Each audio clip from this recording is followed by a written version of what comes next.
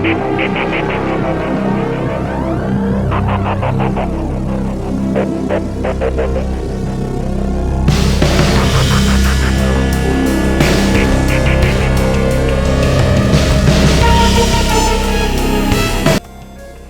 the ongoing Philippine Air Force modernization projects, the multi-role fighter acquisition is a highly anticipated project by many.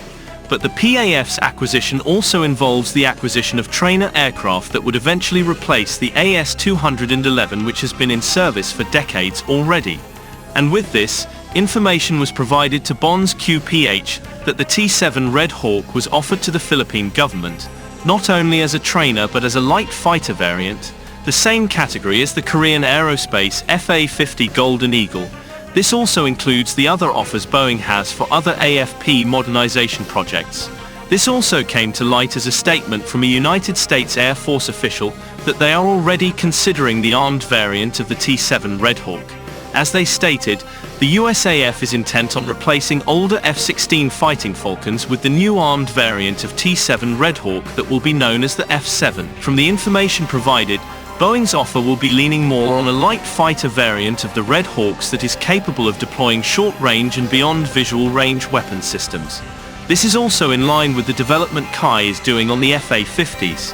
T7 Red Hawk is a joint project developed by Boeing and Saab, and the project intends to replace the T-38 Talon as the advanced jet trainer of the United States Air Force. From the information shared, Boeing intends for the Philippines to be the launching customer of the light fighter variant of the Red Hawks, though as of this time, this offer is still being evaluated as the Philippines also have other offers from other aerospace companies, most notably the Korean aerospace industries. Like the FA-50, which has the T-50 as its jet trainer variant, the F-7 will be the equivalent of the FA-50, and both aircraft are powered by the same power plant, the General Electric F404. It's not far for a T-7 to be developed into a capable light fighter, the F-7 variant in no time.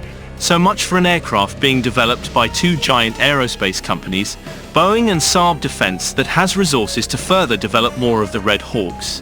But due to the urgency of the MRF acquisition, the Philippine government is leaning on proven platforms like the F-16, JAS-39, and the FA-50, which is already a proven reliable aircraft of the Philippine Air Force. However, the prospect of a versatile and capable light fighter variant such as the F-7 remains a topic of ongoing evaluation and discussion. The Boeing Saab T7 Red Hawk, initially designated as the Boeing TX and later as the Boeing Saab Texas, is an advanced supersonic jet trainer jointly developed by Boeing and SAT. American and Swedish expertise. In September 2018, the United States Air Force USAF selected the T7 Red Hawk for its Texas program, aimed at replacing the aging Northrop T-38 Talon as its advanced jet trainer. The need for a replacement had been known since 2003, with the original target service dates around the SAD 20s and 20s. However, a fatal incident involving AT-38C in 2008 prompted the USAF to advance the YOC's initial operational capability to 2017.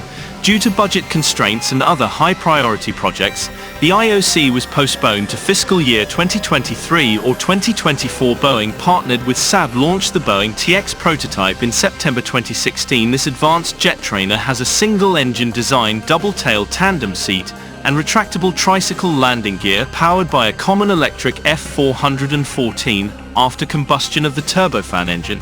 The first Texas aircraft flew on December 20, 2016, and the Boeing Saab team officially submitted their proposal to the Air Force when the T7 program opened for bids on December 30, 2016. On September 27, 2018, Air Force officials announced Boeing's design as an advanced jet trainer was selected under a program worth up to $9.2 billion that includes procurement of 351 aircraft, maintenance training on 46 simulators, and contract support. Also includes options for up to 475 aircraft. In 2018, Boeing incurred pre-tax costs of $691 million, partly due to the Texas program. We made history today, very inspiring. It was moving, and now we were blessed. 3 continue as requested. We got our triple keep saving USS. Everything was expected. 5 to be here.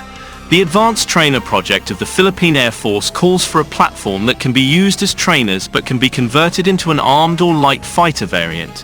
In today's complex battle space, the distinction between trainers and armed variants is very narrow, as a platform should be flexible to be used in a multitude of missions and be readily converted to different tasks.